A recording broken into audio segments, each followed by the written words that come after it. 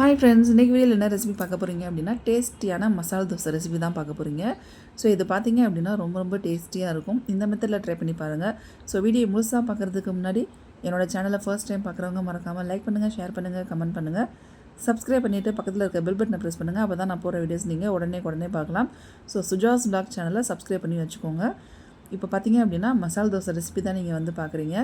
இந்த மசாலா தோசை பார்த்திங்க அப்படின்னா செம்ம டேஸ்ட்டாக இருக்கும். நமக்கு வந்து ஹோட்டலில் போய் நம்ம சாப்பிடும்போது அந்த மசாலாவுக்கும் வீட்டில் இருந்து செஞ்சு சாப்பிட்ற மசாலாவுக்கும் நிறைய டிஃப்ரெண்ட் இருக்கும். ஸோ இது இப்போ நான் செய்யக்கூடிய மெத்தடில் நீங்கள் செஞ்சீங்க அப்படின்னா ஹோட்டலில் நம்ம சாப்பிட்ற same to same masala dosa recipe உங்களுக்கு அப்படியே இருக்கும். இதுக்கு வந்து பார்த்திங்க அப்படின்னா ஒரு 5 உருளைக்கிழங்கு நான் வேக வச்சு எடுத்துக்கிட்டேன். இதை நம்ம வந்து தோலெல்லாம் எடுத்துகிட்டு கட் பண்ணி வச்சுக்கோங்க. இல்லைனா முழுசாக நீங்கள் வந்து தாளிக்கும் போது மேஷ் பண்ணிக்கலாம். இப்போ கடாயில் வந்து ஒரு 2-3 ஸ்பூன் எண்ணெய் விட்டுக்கிட்டேன். உங்களுக்கு எண்ணெய் இன்னும் அதிகமாக வேணும்னாலும் சேர்த்துக்கோங்க. இப்போ நமக்கு கொஞ்சமாக ஜீரகம், கடுகு சேர்க்க வேண்டாம். இந்த மசாலா நம்ம கடித்து சாப்பிடும்போது கடுகு பல்லில் தட்டுப்பட்டுச்சு அப்படின்னா அந்த கசப்பு கொஞ்சம் இருக்கும். அதனால் ஜீரகம் மட்டும் சேர்த்துக்கோங்க. காரத்துக்கு ஏற்ற பச்சை மிளகா குட்டி குட்டியாக கட் பண்ணி போட்டுக்கோங்க. அடுத்து ஒரு மீடியம் சைஸ் பெரிய வெங்காயம் நைஸாக கட் பண்ணிவிட்டு கொஞ்சம் கருவேப்பிலை அதையுமே நீங்கள் சேர்த்துக்கோங்க வாஷ் பண்ணிவிட்டு. ஸோ கருவேப்பிலை இல்லை அப்படின்னாலும் நோ ப்ராப்ளம், அதை நீங்கள் ஸ்கிப் பண்ணிக்கலாம். இப்போ இதை நல்லா நீங்கள் ஒரு கோல்டன் கலர் வர வரைக்கும் வறுத்துக்கோங்க. வறுத்துக்கிட்டு நெக்ஸ்ட்டு பார்த்தீங்க அப்படின்னா இந்த அளவுக்கு இந்த ஸ்டேஜில் உங்களுக்கு இருந்துச்சு அப்படின்னா வெங்காயம் கடித்து சாப்பிட்றதுக்கு சூப்பராக இருக்கும். இப்போ கொஞ்சமாக மஞ்சள்தூள் சேர்த்துக்கோங்க. டேஸ்ட்டுக்கு தகுந்த மாதிரி உப்பு நீங்கள் வந்து இந்த வெங்காயத்தோடய சேர்த்துக்கிட்டிங்கன்னா அந்த மசாலாவில் உங்களுக்கு ஈவனாக அந்த உப்பு வந்து ஸ்ப்ரெட் ஆகிருக்கும். நிறைய பேர் என்ன பண்ணுவாங்க அப்படின்னா உருளைக்கிழங்கு எல்லாமே போட்டதுக்கப்புறம் வந்து உப்பு சேர்த்துப்பாங்க. ஸோ அப்போ என்ன ஆகும் அப்படின்னா ஒரு சில இடங்களில் உப்பு இருக்கும், ஒரு சில இடங்களில் உப்பு இருக்காது. அதனால் இந்த மாதிரி நீங்கள் வந்து வெங்காயத்துலேயே நீங்கள் வந்து மஞ்சத்தூளும் உப்பு போட்டு மிக்ஸ் பண்ணிட்டீங்க அப்படின்னா உங்களுக்கு உருளைக்கிழங்கு மசாலாவில் ஈவனாக உப்பு இருக்கும். இப்போ உருளைக்கிழங்கு பார்த்தீங்க அப்படின்னா இது மாதிரி நான் கையாலே நல்லா உதுத்து விட்டுக்கிட்டேன். இந்த அளவுக்கு நல்லா பக்குவமாக வெந்திருக்கணும். ரொம்ப வந்து கடித்து சாப்பிட்ற மாதிரி இருக்கக்கூடாது. நல்லா சாஃப்டாக நல்லா வெந்திருக்கணும். ரொம்ப குழஞ்சும் இருக்கக்கூடாது. ஸோ அதை நீங்கள் பார்த்துக்கோங்க.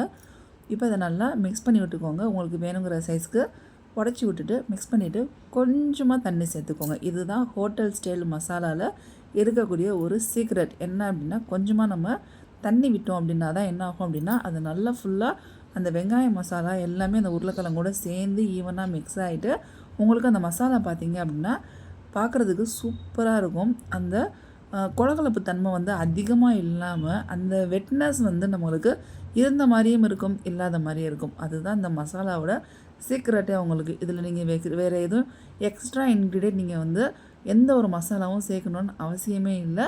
இந்த மசாலாவுக்கு நீங்கள் வந்து மிளகாத்தூள்லாம் சேர்க்கக்கூடாது, பச்சை மிளகா மட்டும்தான் இருக்கணும்.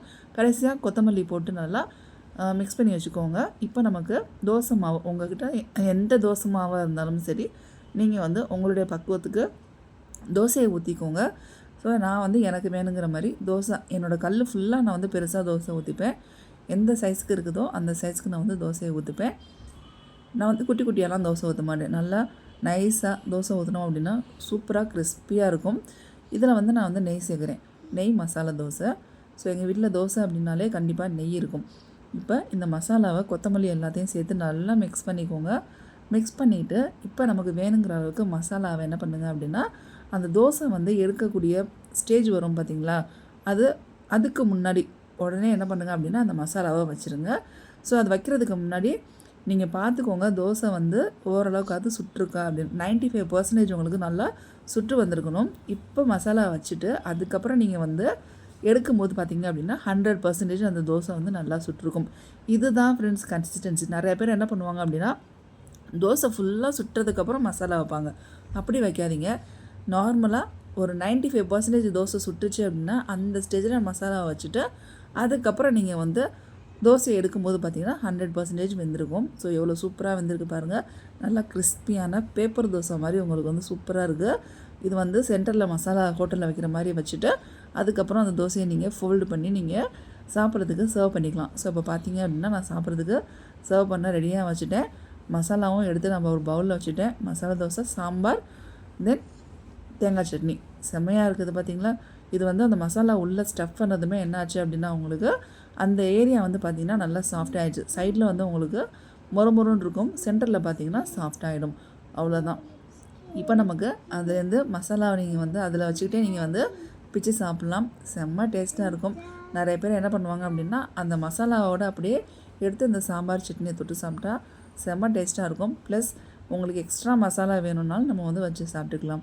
டேஸ்டியான மசாலா தோசை ரெசிபி உங்களுக்கு பிடிச்சிருந்தா எல்லோரும் ட்ரை பண்ணி பாருங்கள். தேங்க்ஸ் ஃபார் வாட்சிங்.